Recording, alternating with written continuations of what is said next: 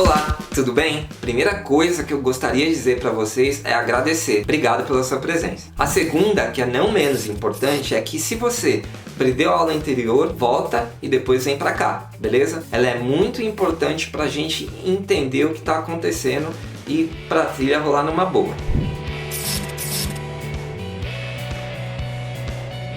Na aula anterior, a gente falou bastante de ideias, como a gente conecta essas ideias a um propósito. Só que a gente conseguiu validar algumas hipóteses, foi possível realizar alguns experimentos e entrar um pouco na pesquisa. Tudo isso nos leva a um dos momentos chave, um momento muito importante, que é o momento do será.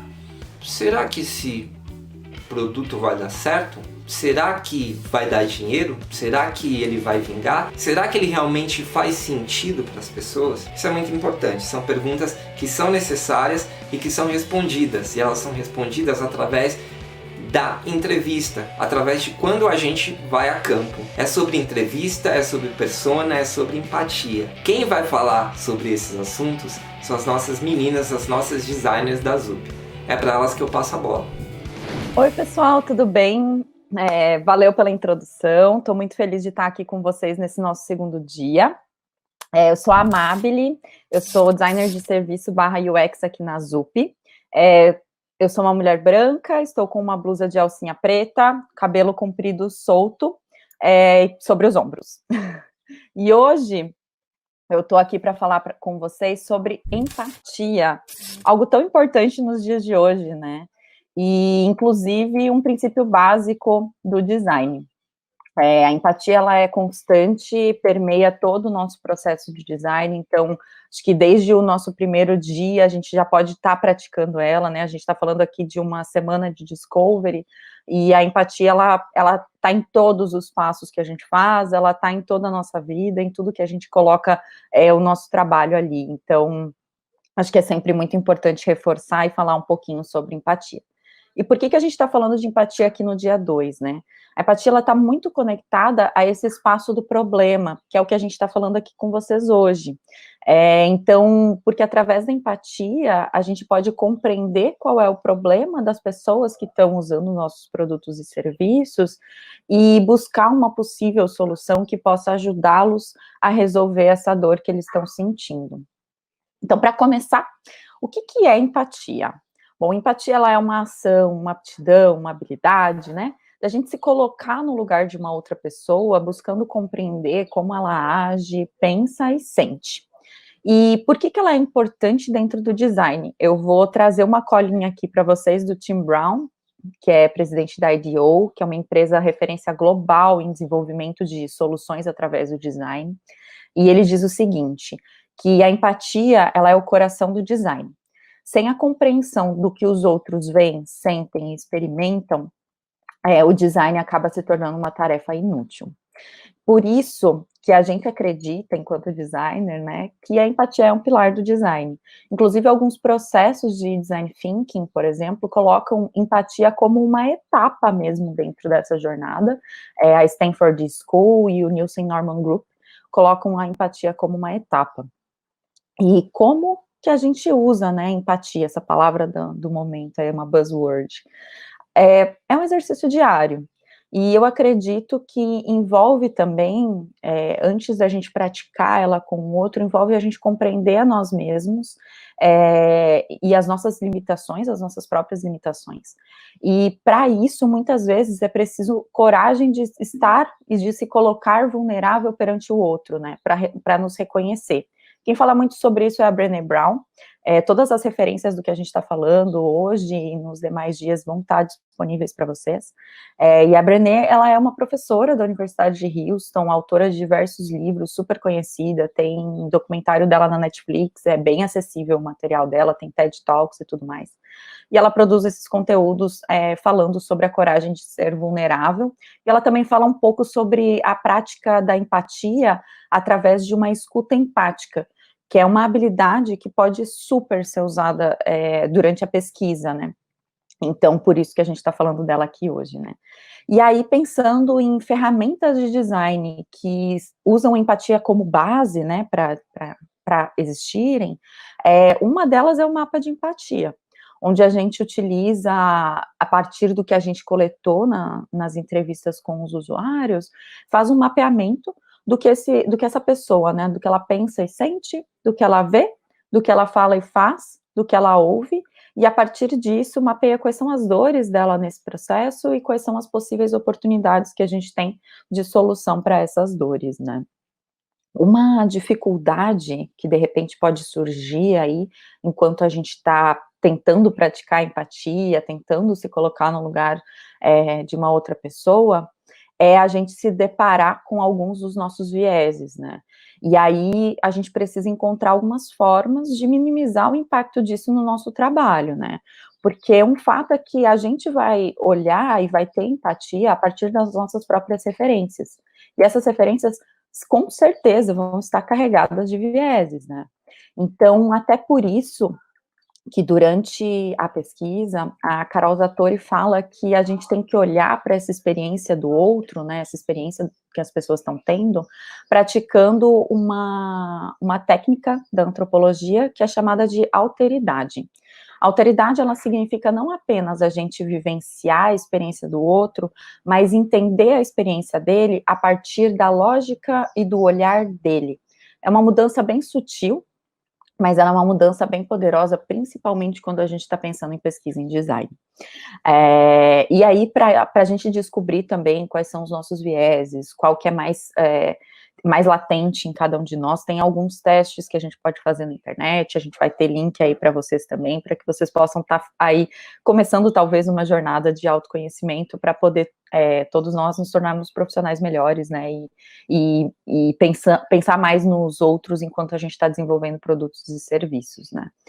Para quem está começando, acho que além de se conhecer, é importante conhecer alguns dos tipos de empatia que existem, né? Hoje eu vou trazer aqui para vocês 3 tipos.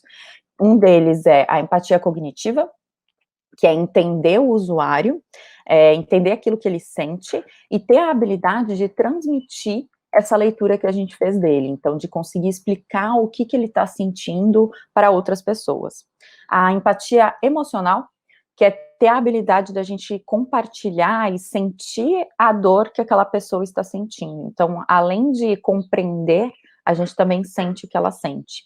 E a empatia compassiva, que é a partir do momento que a gente consegue entender, compreender aquele sentimento e senti-lo, a gente pode desenvolver uma ação capaz de ajudar essa pessoa durante essa jornada e minimizar essa dor que ela está tendo, né? E por isso que identificar qual é o tipo de empatia que cada um de nós está praticando durante a nossa jornada, durante os nossos processos, é super importante. Assim como a prática de uma soft skill que chama a escuta ativa, que pode te ajudar a praticar a empatia no teu dia a dia, não só enquanto você está fazendo pesquisas de design, mas com todos à sua volta. E uma dica extra aí, para quem está começando e de repente está sentindo um pouco de dificuldade, não sei, por onde começo? Estou perdido? Você pode praticar com você mesmo, né? É mais fácil a gente estender a prática da empatia para o outro quando a gente já pratica ela com nós mesmos.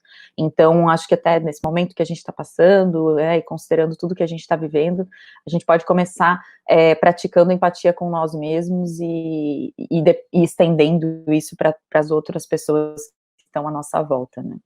E é preciso praticar empatia com pessoas durante o discovery, mas eu acredito que também é preciso praticá-la em toda a nossa jornada de trabalho, com todas as pessoas que estão à nossa volta, inclusive com a família também, né, é super importante.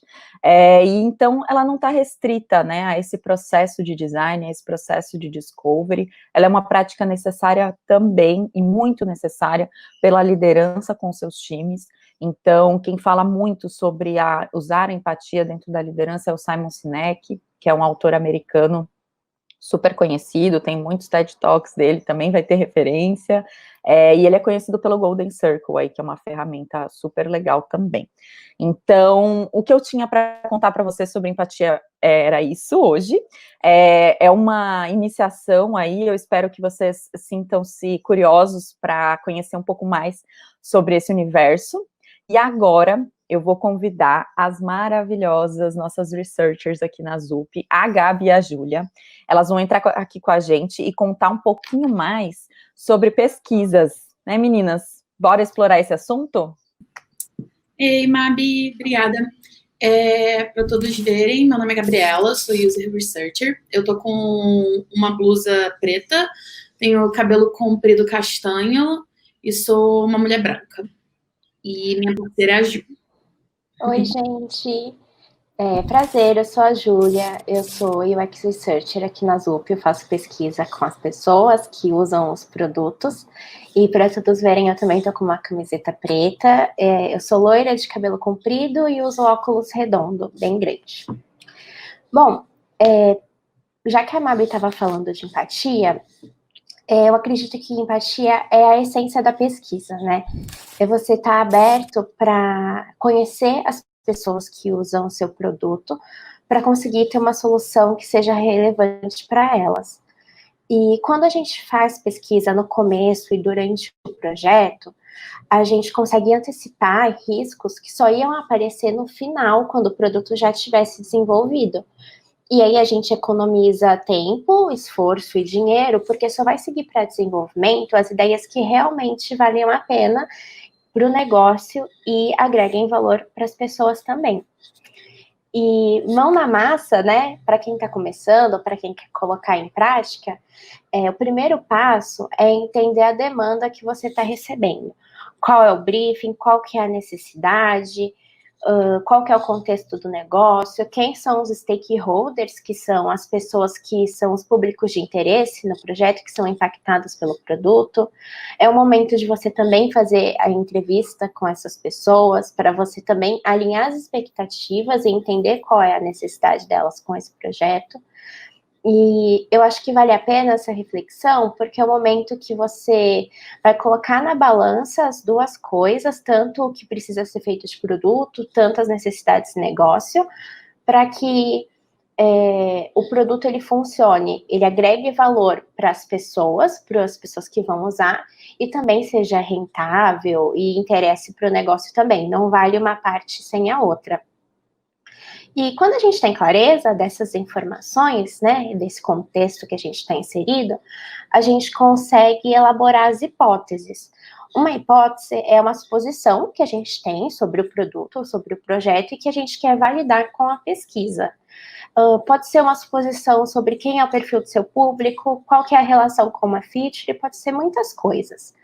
E quando a gente chega nessa hipótese do que a gente quer validar, fica mais fácil da gente entender qual que é o objetivo da nossa pesquisa. É muito importante, durante todo o processo de discovery, a gente ter clareza do objetivo da pesquisa. Porque quando a gente começa a pesquisar, é muito tentador, e é isso digo de experiência própria, a gente querer descobrir muitas coisas, tipo, fulano falou tal coisa, quero investigar mais. É muito tentador fazer isso, só que é ruim por parte de pesquisa, porque a gente não consegue focar nem no nosso objetivo e nem na outra coisa que a gente acabou de descobrir. Então fica uma confusão, para analisar não dá certo. Então, durante todo o processo, é muito importante ter clareza do objetivo. E aí, quando você consegue determinar um objetivo do que você quer pesquisar, você vai escolher uma metodologia de pesquisa. Tem várias metodologias, né, Gabi? Como você costuma fazer esse processo depois do objetivo, escolher um método? Bem, depois que você se familiariza com todos os contextos, seja a necessidade do stakeholder, entender o objetivo, e até mesmo com o mercado, né, com Desk, Bench, que nem foi dito no primeiro dia, o que você precisa entender um pouco é quais são os seus contextos e as suas restrições. Por quê? Porque a gente tem o mundo ideal e a gente tem a vida real, né?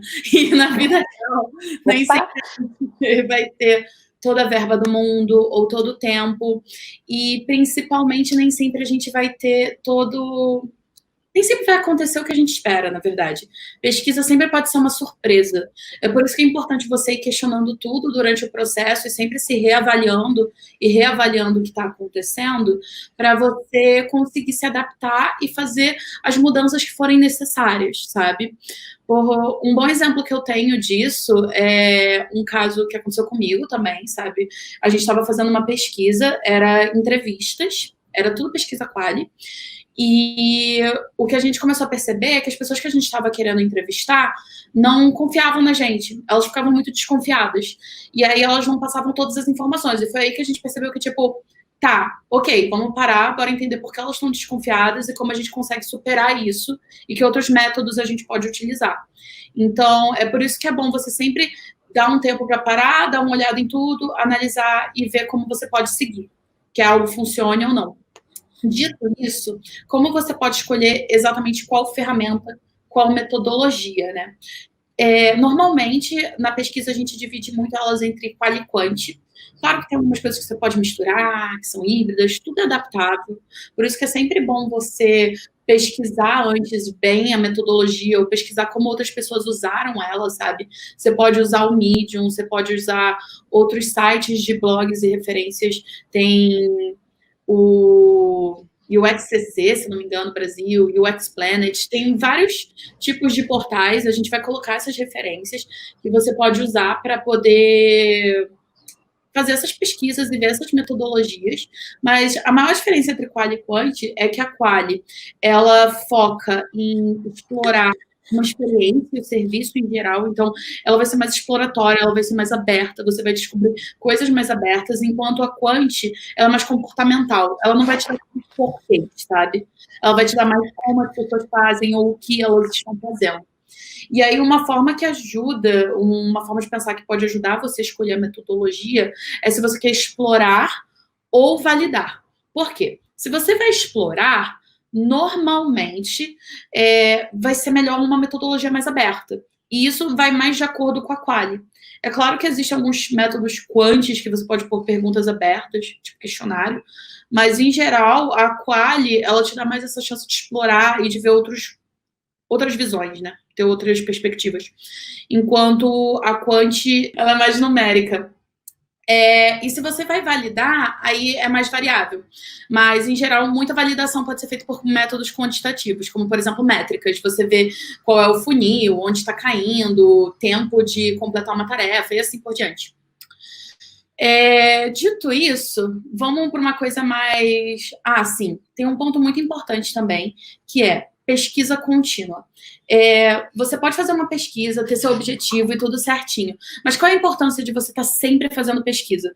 Muitas vezes, quando você está nesse foco ou em todos os seus estudos, você não vai conseguir ver necessariamente todo... O quão complexo é tudo, né? Porque, tipo, tem muitas questões de serviços que vão além do que você consegue estudar com stakeholder ou até com o mercado. Então, a pesquisa contínua, ela te ajuda a você descobrir as coisas que você nem sabia que tinha que estar perguntando. Por isso que é importante você estar sempre fazendo pesquisa, preferencialmente qualitativa e com perguntas abertas. Bem, agora sim, mais mão na massa. Como você pode começar a fazer esse roteiro, né? Algumas perguntas importantes para você ter em mente e pontos, são mais pontos de observação, não necessariamente perguntas que você tem que colocar. Como é que as pessoas fazem as coisas? Como elas interagem? Se você já tem um produto, como elas interagem com o produto atual? Se não tem, como elas estão resolvendo esse problema atualmente? Ou qual é o problema, sabe? Outro ponto, como elas se sentem nesse processo? Elas estão felizes? Elas estão tristes? Onde estão os pontos de dores? Quem são essas pessoas? Que aí já é outro ponto bem complexo, que envolve muitas coisas. E aí entra um pouco com o que a Mabi falou. E, por último, o que elas querem? Ou não só querem o que elas precisam. E mesmo que elas precisem, elas vão comprar a ideia. É por isso que envolve todos esses pontos. E outra coisa é a estrutura do seu roteiro. A gente fala normalmente sobre cadência e funil. O funil é a questão de que o roteiro ele tem que começar mais aberto e aí ele vai ficando mais específico. O começar mais aberto é ter perguntas mais abertas, mais fáceis de responder, que vão ser uma questão mais de processo e vai criar essa intimidade entre você e a pessoa que você está conversando, sabe? Que pode ser uma entrevista, pode ser várias coisas, mas no fim tem que parecer uma conversa. E aí, depois, você vai para os pontos mais específicos, os pontos realmente mais difíceis de responder, porque vocês construíram essa intimidade e vai conseguir. E a questão da cadência é mais uma questão de, tipo, as perguntas se conectarem, aquilo soar realmente como algo natural.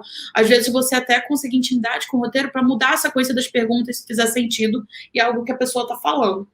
Dito isso, eu vou deixar com a Ju para ela falar um pouco sobre perguntas e algumas perguntas importantes, né, Ju? Que tipo de perguntas normalmente você faz? Eu gosto de ter algumas perguntas chaves que eu sempre deixo para o final do roteiro. São perguntas mais abertas, mais exploratórias, mas que sempre trazem um insight diferente sobre o produto. Eu gosto de perguntar o que está bom no produto ou o que poderia ser melhor. Essas duas funcionam tanto para pesquisa quali, mas também podem ser usadas em alguns formulários. E outra que também é legal é perguntar que se a pessoa tivesse uma varinha mágica, como ela resolveria o problema dela? Porque essa é legal porque estimula a criatividade das pessoas que estão participando e trazem ideias novas sobre o produto. E aí a gente terminou o roteiro, fizemos essas perguntas legais, chegou a hora de analisar os dados. Esse é um processo bem complexo também, então eu vou chamar o Akira e o Iago aqui com a gente para contarem como eles costumam seguir nesse momento. Oi, meninos, tudo bem? Valeu, Gabi, Ju. Eu sou o Akira, um homem japonês. Eu estou usando uma blusa preta de malha. Eu estou usando um óculos um óculos de aro meio grossinho, assim, de acrílico, um pouco escuro, e usando um headset vermelho. Meu nome é Iago, eu sou negro, estou usando uma camiseta preta, um boné cinza com uma aba verde e dois alargadores. Bom, depois dessa aula que a Gabi e a Ju deram pra gente vai falar um pouquinho sobre a parte o próximo passo, que é basicamente a parte de documentação e análise. Depois que a gente coleta esse universo de informações através de formulários, através de pesquisa com a própria pessoa, entrevistas, né? E outros tipos de pesquisa, como é que a gente começa a achar as informações que vão levar a ações? Bom, o nosso papel como designer é muitas vezes enxergar padrões dentro de problemas complexos para a gente propor soluções simples e elegantes que resolvem problemas. Tá, mas como é que a gente faz isso? Um dos métodos que eu particularmente gosto bastante e é muito usado no Design Thinking é o diagrama de afinidades. Ele é um processo de agrupamento que a gente pode usar alguns critérios para agrupar a informação. Tanto similaridade, tanto seja interdependência, tanto seja até hierarquia dentro dessas informações, como categorias e subcategorias, a gente vai agrupando essas informações para chegar numa síntese disso. A gente coleta grupos de informação que eles, com um conjunto, significam algo para a gente. É muito legal quando a gente consegue aproveitar e trabalhar com uma equipe para fazer isso, porque isso diminui a possibilidade de ter um viés único na hora que a gente está fazendo essa análise. Uma dica que é muito importante é sempre reservar tempo para documentar e fazer essa análise, porque é um processo, como a Ju disse, um pouco complexo, ele é trabalhoso, ele vai demorar um certo tempo, então é bom a gente sempre reservar esse tempo para a gente não estourar nenhum prazo que a gente possa dar para nem cliente, nem outras partes da equipe. Agora, como é que a gente sabe que esse dado é importante? A gente tem 4 tipos de dados que são muito importantes a gente lidar na hora que a gente está fazendo essa análise, que são, os dados referentes ao objetivo da pesquisa. 2, dados que são referentes a objetivos que a sua empresa pode ter. 3, dados referentes à usabilidade do seu produto. E 4, novas oportunidades de negócio e serviços. Então é sempre bom a gente estar de olho nesses 4 tipos de dado. Mas uma coisa que é importante ter em todos eles é a frequência. Quanto mais pessoas falarem essa informação, quanto mais vezes essa informação aparecer na sua pesquisa, mais chances ela tem de ser uma certeza e não uma suposição. Que a gente sempre trabalha com aquele modelo de certeza, suposições e dúvidas, então a gente sempre tenta puxar elas mais para certeza. Uma forma que a gente tem usado bastante aqui na ZUP para documentar e facilitar esse processo tem sido o Atomic Research. É um modelo criado por Tomer Sharon, Head de User Research e Metrics na Goldman Sachs. Então, ele traz esse modelo de pesquisa que tem umas similaridades com o modelo atômico de design, e eu vou passar essa para o Iago falar um pouco mais sobre. Obrigado, Akira. Até falando sobre o Atomic Research, né? Como a gente consegue pegar todos esses dados, né, que o pessoal comentou, e colocar num lugar só, de uma forma que seja acessível para todo mundo, né? O Atomic Research, pegando o conceito do Atomic Design, né, ele pega do macro para o micro, né? Então a gente pega uma pesquisa grande, ou média, pequena, e a gente vai quebrando essas micropartes. Como a gente quebra essas pesquisas, né? A gente tem a primeira parte, que são os nuggets, ou evidências, que são os dados brutos de uma pesquisa, que pode ser tanto um dado quantitativo quanto um dado qualitativo. Esses são realmente os dados que você vai extrair, sem nenhum viés, que são geralmente as falas do usuário ou conjunto de padrões, ou até mesmo dados de navegação que você pode encontrar. Como esses nuggets ou evidências podem ser divididos em nuggets pequenos, né? Então, um pequeno dado extraído de uma pesquisa, ou um nugget estruturado, que pode ser conjunto de padrões. Então, por exemplo, numa entrevista, eu entrevistei 10 pessoas e encontrei o mesmo padrão que 6 usuários falaram a mesma coisa. Ou um teste de usabilidade, o que seja. E pode ser até frases, palavras de uma pessoa mesmo. Então, uma frase que um usuário falou, se ele gostou ou não gostou do produto, ou uma frustração, alguma dor dele, também é um dado bruto. Beleza, a partir de todos esses dados, né, o que a gente faz com isso? A gente começa a gerar insights. Então, todo insight, ele é gerado a partir de um dado. Ele pode ser gerado a partir de um único dado. Então, por exemplo, uma frase de um usuário que é muito relevante para a pesquisa, ele pode gerar um insight, ou pode ser num conjunto de dados também.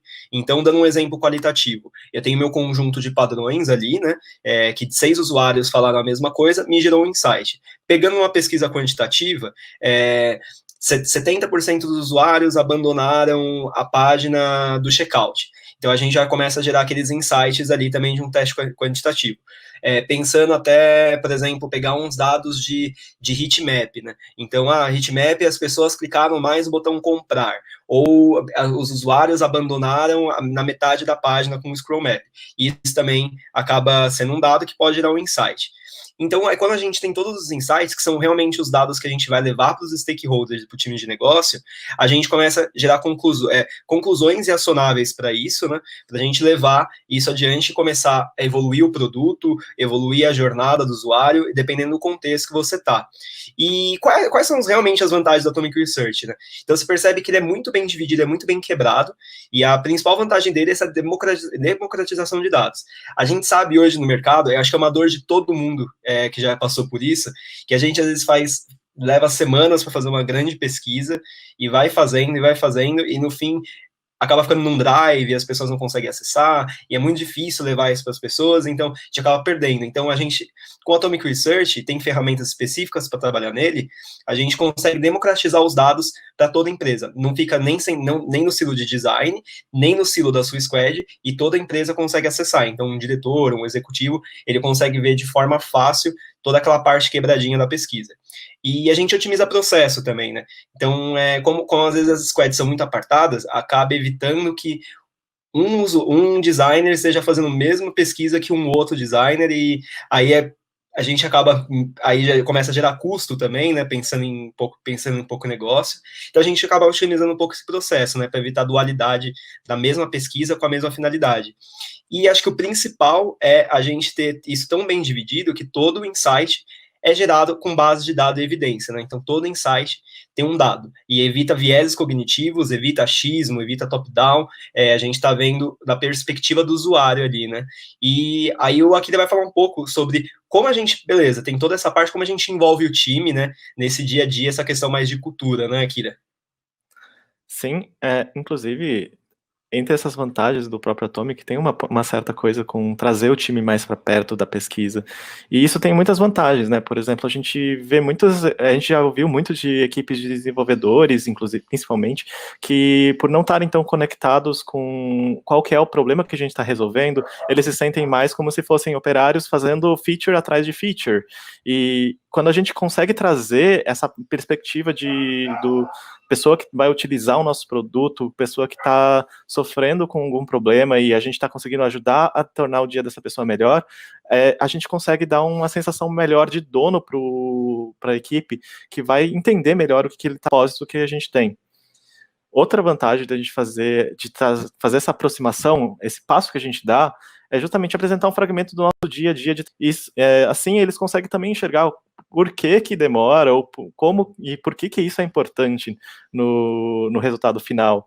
Então, eu sou muito, como eu posso dizer, eu gosto muito dessa proposta, que é a gente trazer a pesquisa mais para próximo dos times de desenvolvimento e negócios. Mas tá, como é que a gente faz isso? Até falando nisso, em relação a negócios, isso que é muito legal, né? Porque hoje existe um problema também no mercado, que existe uma dificuldade muito grande do designer estar próximo ao negócio, né? Ainda existe aquela visão que o designer não tem essa visão de negócios, tem mudado isso bastante no mercado, e o Atomic Research acaba democratizando um pouco isso, né?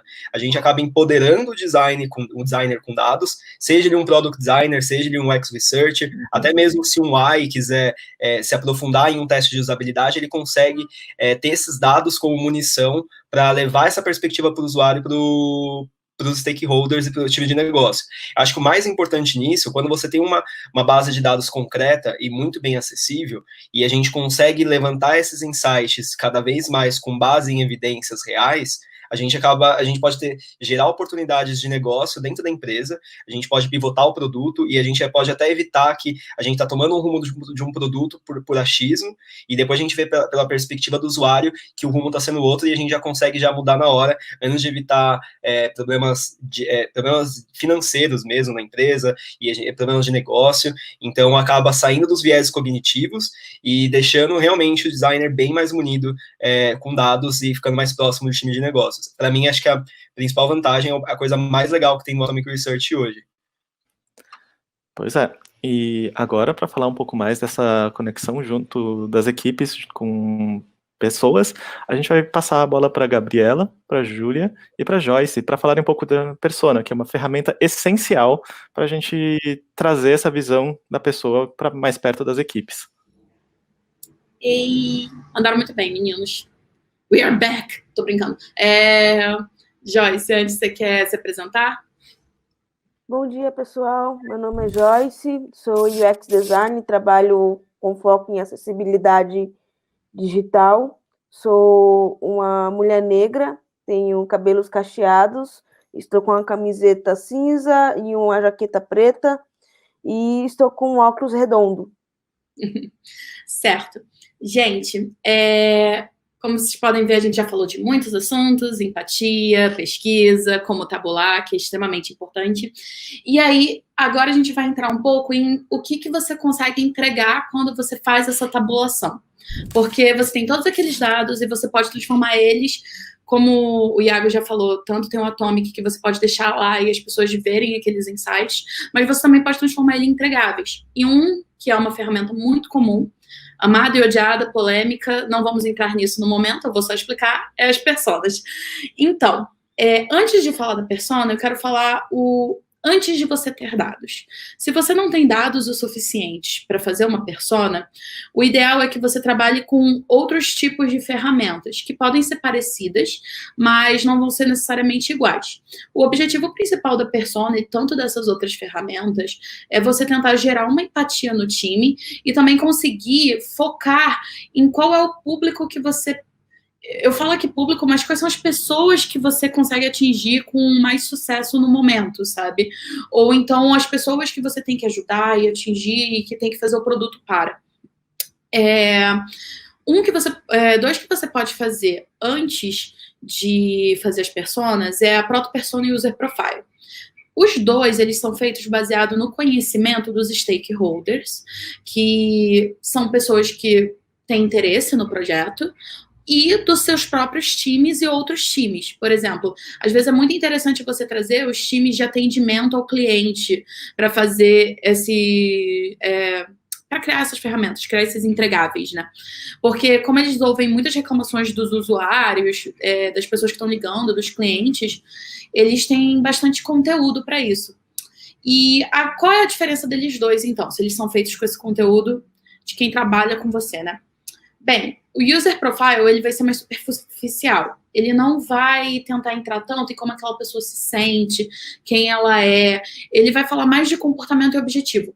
Enquanto a Proto-Persona, ela vai ser bem parecida com a persona. Ela realmente vai criar aquela pessoa e o que ela pensa, o que ela sente, por que ela tá fazendo aquilo, e todas aquelas entrelinhas que a gente tem de como é uma pessoa, né? Agora, tá, isso você fez antes, mas agora você tem dados o suficiente, você estudou as pessoas que você são público do seu produto, exato, foi incrível. Você tem como, você tabulou tudo, fez tudo lindo, que nem o Iago e o Akira falaram. O que você faz agora? Bem, você vai começar a ver similaridades de perfis e comportamentos e sentimentos e tabular aquilo para transformar em personas. Eu já falei bastante das diferenças, eu acho que é muito mais interessante agora vocês verem um case mesmo e como a Joyce e a Ju fizeram as personas, umas personas para Zup. Eu vou deixar elas entrarem e falar sobre isso e deixar toda a atenção nelas. Vai lá, meninas, beijo. Valeu, Gabi. Ai, essa mulher é incrível. Eu e a Joy, a gente seguiu uma pesquisa, quer dizer, a gente usou a metodologia de personas para uma pesquisa que a gente fez aqui na Zup, né? Era uma pesquisa com o objetivo de entender como era a experiência dos funcionários PCDs aqui dentro da empresa. E a gente fez uma pesquisa qualitativa com um roteiro semi-estruturado. Ou seja, a gente tinha um roteiro para dar um norte para a gente de como fazer as perguntas e tudo mais, mas a gente tinha liberdade para conduzir cada conversa de acordo com a necessidade de cada pessoa. Para mim, isso é bem importante porque a gente consegue se conectar mais com a pessoa que está respondendo a pesquisa, quebra um pouco aquele climão de entrevista, né, Joy? Para mim, isso foi bem importante, quero depois você compartilha com a gente também, porque foi bem importante para a gente conseguir se aproximar das pessoas, porque a gente estava falando de um tema mais sensível, né? Como foi para você?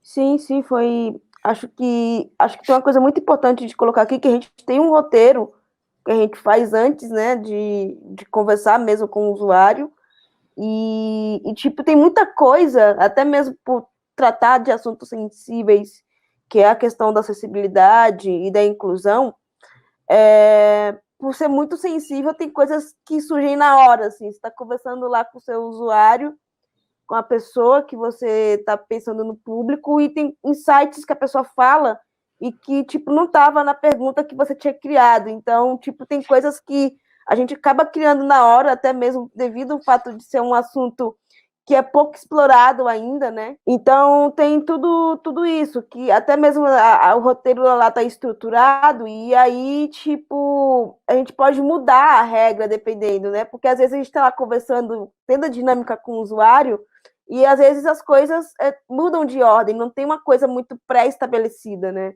Então, às vezes é um diálogo, é a conversa que você tem com a pessoa, que até mesmo coisas da pesquisa, do roteiro, vai meio que sendo montada e construída dentro disso tudo, né? E além da questão da entrevista em si, eu acho que um outro ponto importante de se colocar é depois que a gente termina as entrevistas, que é aquela parte que você vai lá para o campo de estudos, né, para começar a ouvir aquilo que foi coletado e levantar insights e possibilidades em cima do que você fez de material de entrevista.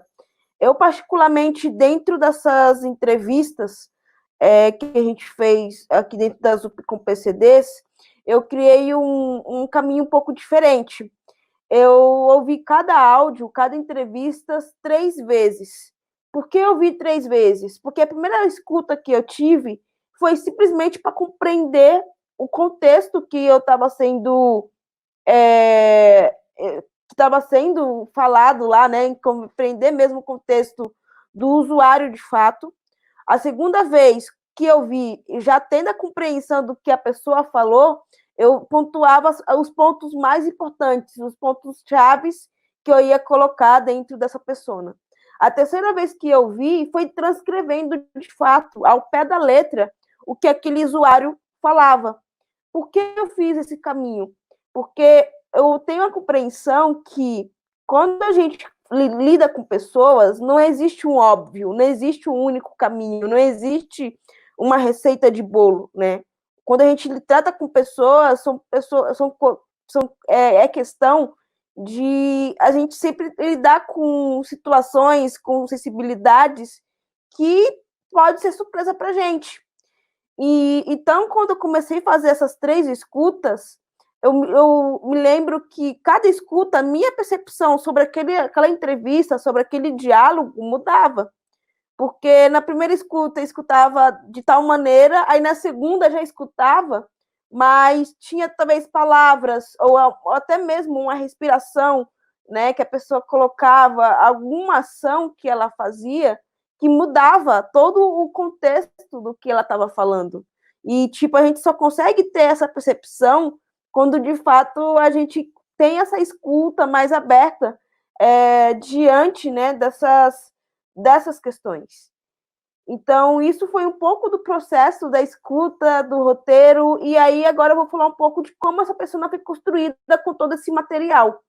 Antes de falar da persona no final, da persona final, uma coisa muito importante de se colocar aqui, até mesmo na questão das pessoas com deficiência, é que a gente tem muitos dados, muitas estatísticas, né, sobre o público das pessoas com deficiência. Né? Segundo a ONU, a gente tem em torno de 1 bilhão de pessoas no mundo com deficiência. Aqui no Brasil, é em torno de 50 milhões de pessoas com deficiência, 25% da população, quase. E a persona que foi criada, né, a primeira persona, é uma pessoa autista. E pensando em dados do autismo, no mundo a gente tem em torno de 75 milhões de pessoas com autismo, e aqui no Brasil em torno de 2 milhões. Mas mesmo com esses dados, que são gigantes, mesmo com esse número que, quando a gente vê, a gente gera aquele certo impacto, infelizmente, mesmo com todas as informações, quando a gente vê sites acessíveis aqui no Brasil, 90% delas não estão acessíveis para esse público. Então, o que acontece? Muitas vezes, no universo que a gente está, como a gente falou, que é um tema sensível, mesmo tendo esses dados, somente os dados não é o suficiente. Né? Então, aqueles números, além desses dados, além dessas informações, existem pessoas dentro desse processo. Existem histórias, existem famílias, alguém que é amigo de outra pessoa.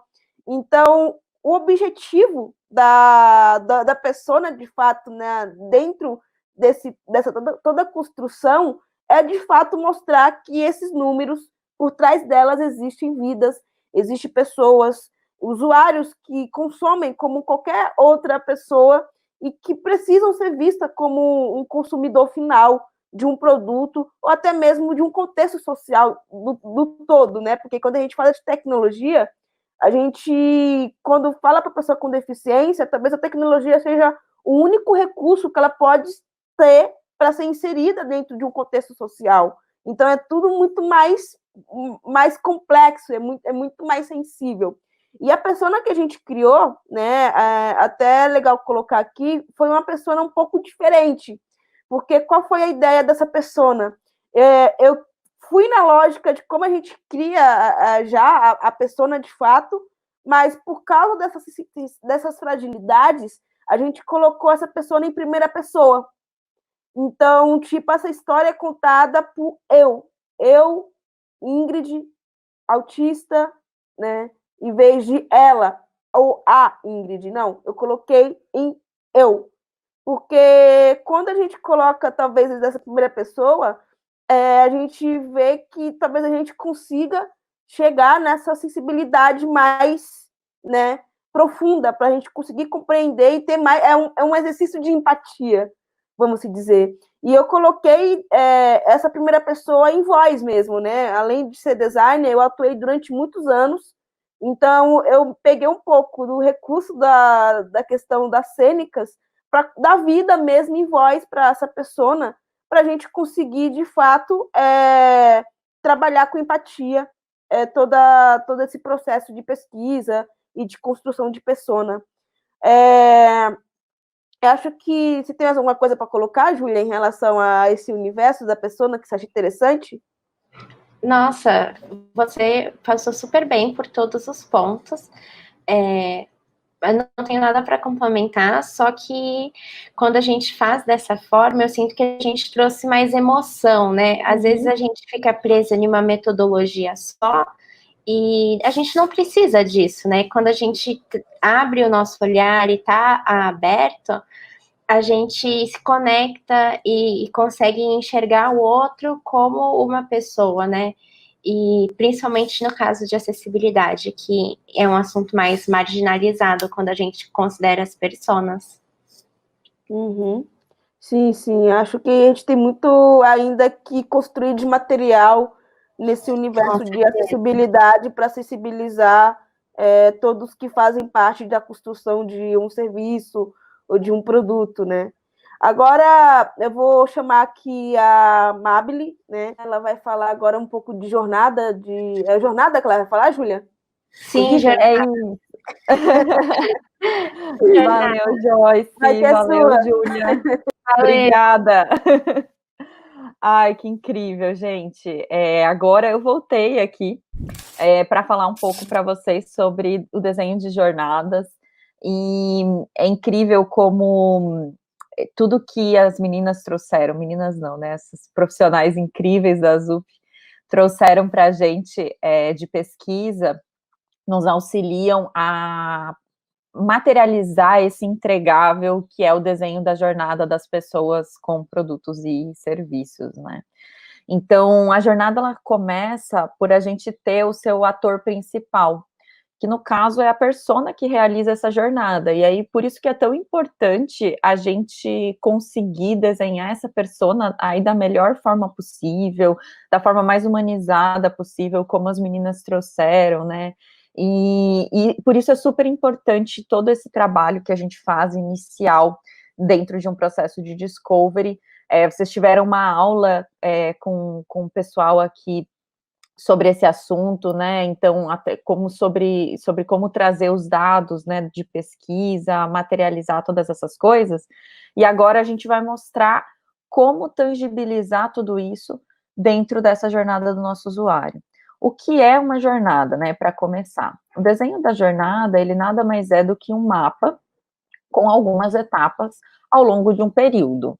Então, esse mapa, ele pode ser desenhado tanto com uma visualização de uma experiência mais geral, né, da pessoa com aquele produto ou serviço, então, desde uma etapa de descoberta até uma etapa de avaliação daquele produto ou serviço, ou ele pode ser sobre o produto, né, pode ser a jornada do produto também.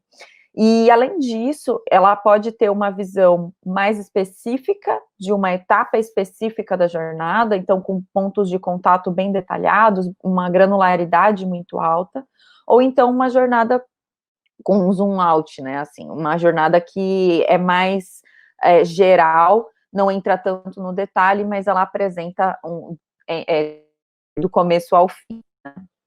Então, esses podem ser os tipos de jornada, e isso é o que é jornada. E por que a jornada ela é tão importante, né? Em termos de conhecer a experiência das pessoas, ela é uma das ferramentas mais importantes, porque ela tangibiliza e traz um alinhamento de todas as áreas sobre o que de fato acontece com o cliente na vida real. Então, o principal objetivo da jornada é, a partir disso, a gente poder observar quais são as oportunidades dentro dessa experiência das pessoas, para as quais a gente pode, lá na frente, que a gente também vai falar disso, explorar potenciais soluções. Então, essa visão, como eu falei, ela pode ter uma escala mais específica ou uma escala maior, né? E ela pode também materializar um espaço maior, desde antes do cliente estar usando o produto e tudo mais.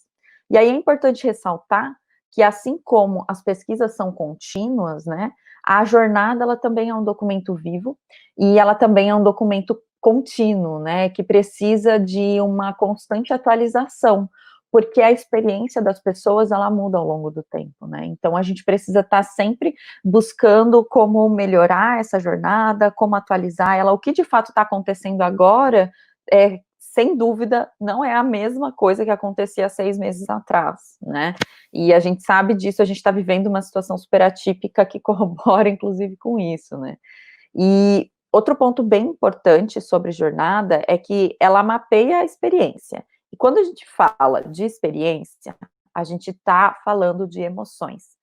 as emoções que as pessoas sentem ao longo dessa jornada. Então, o mapeamento da jornada, ele também pode nos contar essa história desse cliente com essa marca, com esse produto ou com esse serviço, e qual é o sentimento dele ao longo dessa jornada, hoje, na vida real. Então, por isso é tão importante esse mapeamento, né? E como que a gente pode estar usando as jornadas aí dentro do nosso processo de discovery? A partir dos dados que foram coletados durante as pesquisas, a gente usa a jornada para trazer uma visão mais empática e mais simples sobre como ela acontece. E aí isso a gente chama de as is, como ela é. Depois, quando a gente estiver falando de solução, a gente pode desenhar essa jornada como a gente gostaria que ela fosse. Então, a jornada to be, né? E por isso que vale lembrar que dependendo de qual jornada você deseja mapear como ela é a granularidade que você precisa dar nas pesquisas e de dados que você vai precisar apurar para trazer para a construção dessa jornada.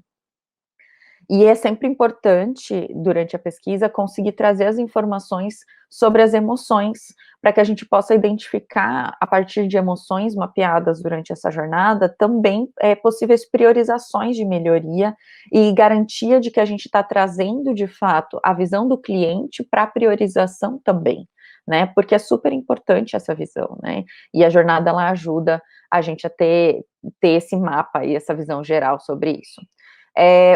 Uma coisa importante de ressaltar, que pode ser uma dificuldade que a gente pode encontrar durante a aplicação dessa ferramenta, é que a jornada, ela passa por diversos momentos, por isso ela envolve, muitas vezes, diversas áreas dentro de uma empresa. E um problema pode ser a gente não ter acesso às informações necessárias dessas áreas para poder desenhar e dar uma visão da jornada, de fato, como ela acontece.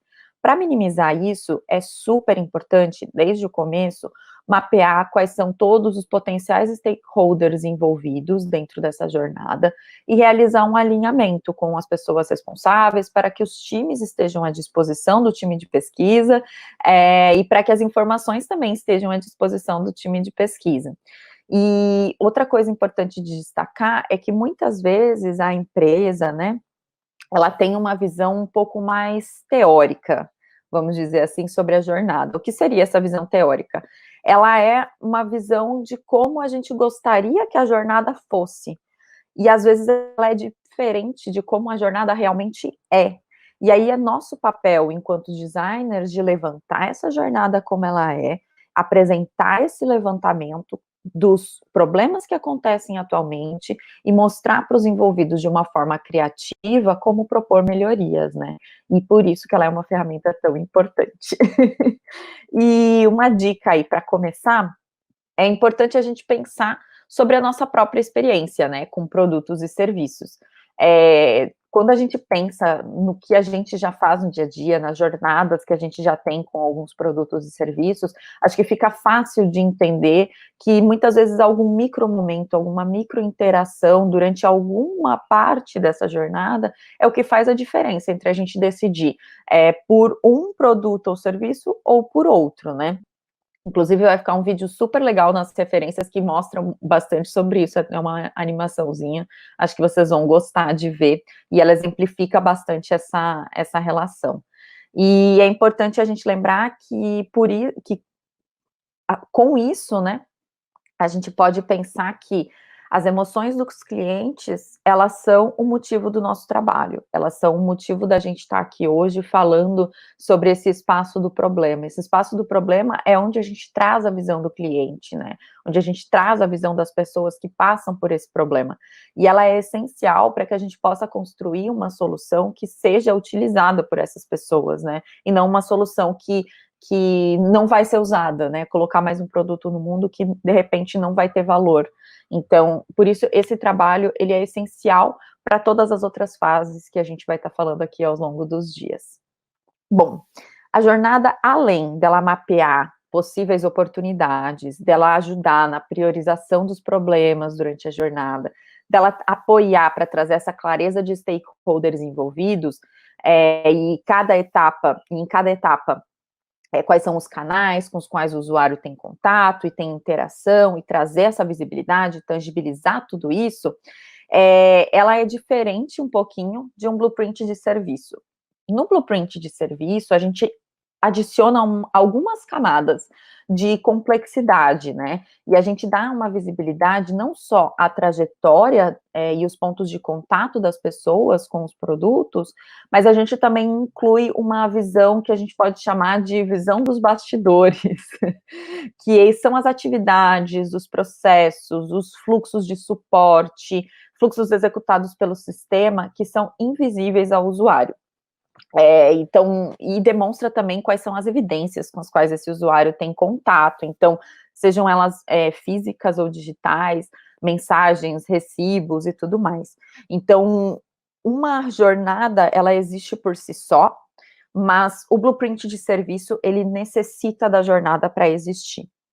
E no blueprint a gente mapeia tudo aquilo que acontece e que o usuário não vê. Então, a gente adiciona essa camada, essa não, né, porque são algumas, aí junto à jornada. E é super legal porque a gente consegue trazer, muitas vezes, para o cliente, essa visão macro, né, no sentido de, olha, estamos trazendo aqui a visão do usuário, os pontos de contato que ele tem, e tudo que precisa acontecer numa camada dentro do nosso sistema, para que o usuário tenha essa experiência. Então, é isso que eu tinha para contar para vocês hoje sobre jornadas.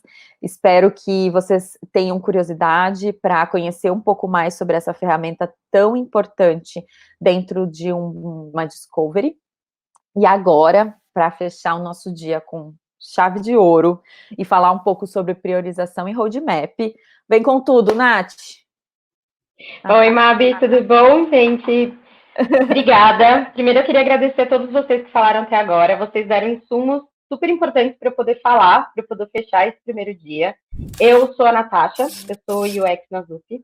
Eu sou uma mulher branca, de cabelo loiro, curto, e eu estou usando uma camiseta preta, tá? Bom, eu tenho uma apresentaçãozinha, porque eu acho que é super importante a gente visualizar um pouco o que a gente vai falar sobre roadmap. Então, apresentando aqui para vocês, eu fiz uma gracinha, óbvio, né, gente? Sou eu. Eu vou falar sobre Product Roadmap e eu vou falar para vocês não estocarem vento e vocês estocarem soluções, como já dizia a nossa digníssima presidente Dilma, certo? Então, vamos lá. Primeira coisa que a gente precisa entender é que tudo que o pessoal falou hoje, tá? Trouxe a gente até o roadmap. Beleza? Beleza, legal. Então, o roadmap, ele é nada mais do que um mapa da estrada, exatamente como a palavra diz em inglês, roadmap, beleza? E ele é uma ferramenta visual e descritiva de como será o seu produto ou projeto a cada período da sua evolução. O roadmap também, ele é uma bússola gerencial, né? Ele deixa todos os envolvidos, a Mabi já falou bastante sobre stakeholder, a Gabi, a Júlia, a Joyce, a Kira, todo mundo falou bastante sobre isso. Então, ele deixa todos os envolvidos cientes do processo de evolução e quais variáveis envolvem esse caminho. Então, o objetivo de verdade de um roadmap é alinhar diferentes visões para responder de forma coordenada a 3 perguntinhas que a gente sempre faz para poder entender o que é, de fato, nosso produto, nosso negócio e a evolução da empresa, né? Onde a gente está, onde a gente quer chegar e como a gente vai chegar. Então, quando a gente traça o nosso roadmap, a gente está respondendo essas perguntas. Eles podem ser usados, os roadmaps, eles podem ser usados tanto para poder priorizar tarefas e iniciativas. A Mabi falou um pouco sobre insights dentro de jornadas e etc., que você consegue pegar bastante coisas. Então, assim, vamos priorizar. A gente viu as nossas jornadas, né? A gente entendeu, a gente fez pesquisa, a gente entendeu um pouco, a gente tabulou essa pesquisa, entendeu bonitinho. E aí a gente vai trazer esses insights do que os nossos usuários falaram. Então, a gente vai começar a priorizar essas tarefas e iniciativas. A gente também acompanha o progresso em direção às metas e a gente promove um consenso e uma compreensão dentro de todas as equipes. Então, todos os squads, quando a gente fala de times, né, eles vão estar entendendo o que cada um está fazendo. E isso cria uma transparência interna e externa, né? Não só para dentro do time, mas como para os stakeholders que estão fora do nosso time, que estão no dia a dia, que a gente não consegue muito ter contato com isso, certo? Então, como que a gente começa? Depois de tudo que o pessoal falou, né? A gente começa a pegar um pouco sobre as nossas metas e iniciativas mais amplas. A gente tenta fazer uma prioridade de tarefa nesse começo, não precisa ser uma coisa, oh meu Deus do céu, vocês em cocriação, né, se juntam e começam a entender o que é mais importante na visão de vocês, depois de todas as pesquisas.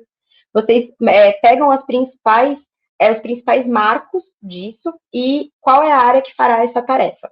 Eu coloquei aqui, eu vou colocar também um exemplo para vocês entenderem o que é de fato um roadmap, certo? Então, o roadmap ele também é uma linha de tempo visual, né? Então, abaixo dela vai ter relacionado todos os itens que vão fazer parte do crescimento do produto. Por quê? O que acontece? A gente, dentro desse roadmap, a gente vai entregar fases, né? A gente sempre fala de fail fast. A gente fala para poder falhar rápido e acertar mais rápido ainda. Então, ao invés da gente esperar um ano inteiro de produção de várias features, de várias tarefas que a gente tem que fazer para a criação do produto, o que a gente entrega? A gente entrega faseamento para poder, a cada final de fase, a gente conseguir rodar pesquisas, fazer entrevistas para entender se o usuário realmente está, de fato, que a gente está, de fato, entregando aquilo que o usuário pediu e aquilo que a gente viu dentro das pesquisas.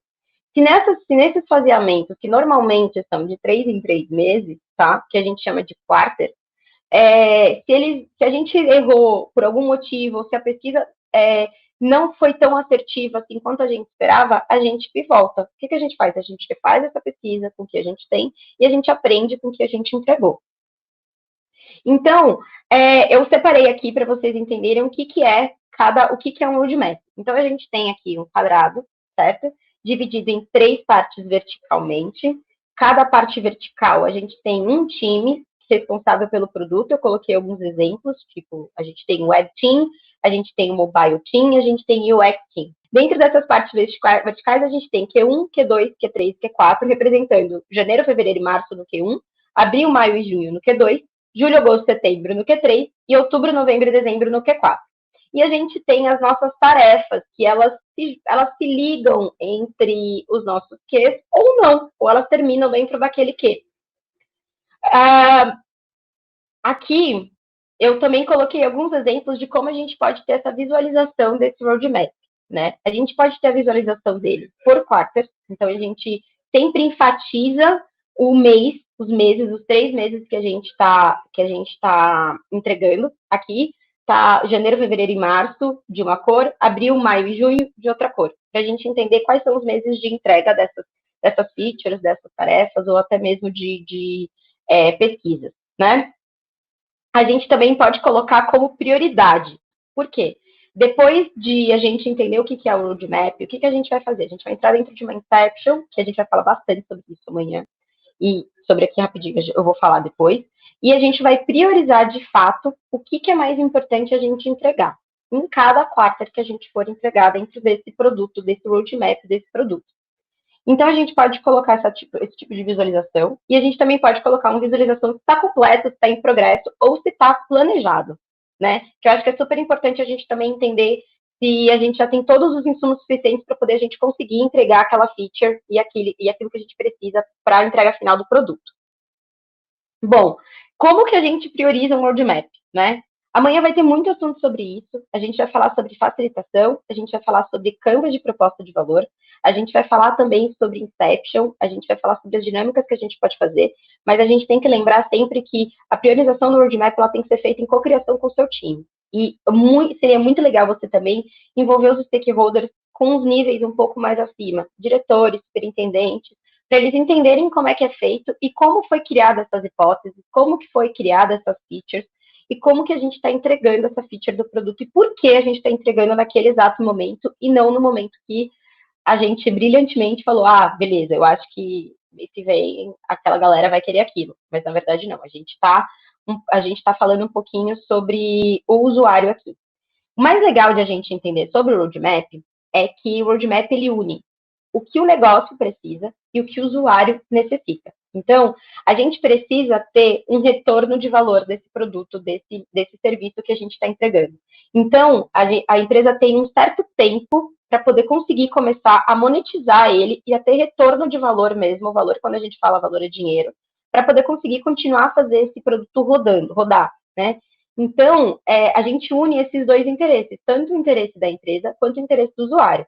O pessoal aqui hoje, nessa aula maravilhosa, falou bastante sobre o que o usuário precisa, quais são as dores, quais são as necessidades. Mas a gente também tem que olhar um pouquinho para o que é a empresa. Seria muito legal também vocês entenderem um pouco sobre os objetivos da empresa, né? O roadmap, ele une bem esses objetivos da empresa. Em quanto tempo eles querem chegar a tantos usuários, em quanto tempo eles querem chegar a tanta porcentagem e por aí vai. Então, o nosso roadmap, ele é construído em cima disso. Então, o que eu sempre falo é que sempre fica difícil se organizar se a gente não tem um roteiro sequencial de como materializar o nosso projeto. E isso é o papel do roadmap. Então, a dica que eu dou aqui, final, que é bem legal, é para a gente utilizar o material do dia de hoje para poder montar o roadmap de forma mais assertiva e consciente. Bom, saindo um pouquinho da apresentação, né, eu queria bastante falar sobre a necessidade que a gente tem de sempre fazer pesquisa, sempre escutar o usuário, sempre mostrar e fazer com que os stakeholders façam parte disso tudo que você está entregando. Imagina que você faz parte de uma empresa e, do nada, você só entrega que vocês vão fazer esse roadmap. A gente vai fazer esse roadmap. Como que os stakeholders ou as pessoas que não estão tão incluídas dentro desse processo vai entender como que vocês chegaram nisso? Por isso que é tão importante a gente fazer pesquisa, é tão importante a gente fazer desk research, como a gente falou na aula passada, na aula de ontem. É tão importante todos esses passos, tá? Infelizmente, quem fala bastante sobre o roadmap são mais product owners, são mais product managers, mas todo mundo deveria falar um pouquinho mais sobre isso. Todo mundo deveria estar envolvido um pouquinho sobre isso, porque quem vai metrificar o tempo daquela entrega daquela task é a pessoa responsável pelaquela task. Não tem como outra pessoa simplesmente virar e falar assim, e aí, quanto tempo você faz, né? Então, é super importante a gente envolver todo mundo para criar, de fato, o produto que vai impactar as pessoas. Quando a gente fala sobre toda essa trajetória que a gente tem falado desde ontem, a gente está falando sobre valor agregado, né? E o roadmap, a priorização do roadmap, até mesmo um backlog, que a gente vai falar um pouquinho amanhã, a gente tem que pensar no valor agregado, que o valor agregado é você pensar no cliente para você ter retenção e satisfação daquela pessoa que vai ter que vai devolver para você o valor monetário de fato do seu produto. Então, se a gente não pensa em quem está utilizando, junto com os objetivos da empresa, a gente nunca vai fazer um produto legal e a gente sempre vai ficar naquele, tipo o cachorro procurando o rabo, indo atrás do rabo, né? Então, todos os materiais de apoio que o pessoal colocou aqui vão te ajudar a criar um roadmap melhor. Eu posso super disponibilizar também esses exemplos de roadmap para vocês aqui, essa apresentação, sem problema nenhum, para vocês entenderem. Mas lembrem, o roadmap é um mapa da sua estrada, é uma bússola gerenciável e também uma linha visual do seu produto para vocês entenderem onde vocês querem chegar, como vocês querem chegar e onde vocês estão, para poder vocês chegarem naquele lugar. Correto? Bom, espero que tenha ficado claro para vocês. Eu quero agradecer todo mundo de hoje, de ontem, de amanhã, de depois de amanhã, dessa trilha maravilhosa que a gente está fazendo. Obrigada, gente. Um beijo. Até. Bom, eu tô aqui para finalizar mais uma etapa da nossa Discover Week, lembrando que ela dura 5 dias. Antes de tudo, eu gostaria de pedir desculpas para os nossos designers, porque lá atrás eu falei das meninas, esqueci das meninas, que fizeram um trabalho muito bacana. E falando em trabalho bacana, vamos relembrar o que a gente viu hoje. A gente falou sobre empatia, hiper mega importante. A gente falou sobre antes da pesquisa, pesquisa quali, pesquisa quanti. A gente falou de tabulação e atomic research. A gente falou de algo muito importante também que não deve ser esquecido. A questão das personas vinculadas à acessibilidade. A gente falou de jornadas e a Natasha encerrou o programa falando de roadmap. Outro recado hiper mega importante que eu falo em todas as aulas, a gente não pode deixar de mencionar aqui. Esse material está disponível para vocês assistirem quantas vezes vocês bem entenderem. Além desse material em vídeo, a gente tem uma série de materiais, outros vídeos, links, referências, para quem quiser se aprofundar nos assuntos abordados hoje. Dito isso, agora sim é hora de fechar a nossa lojinha. Mas a gente volta rápido, porque no próximo programa, no próximo passo dessa jornada, a gente vai falar sobre cocriação, a gente vai falar de refinamento e de priorização. Eu espero vocês lá, espero que vocês tenham se divertido e é um prazer contar com a sua presença sempre. Tchau, tchau, fui!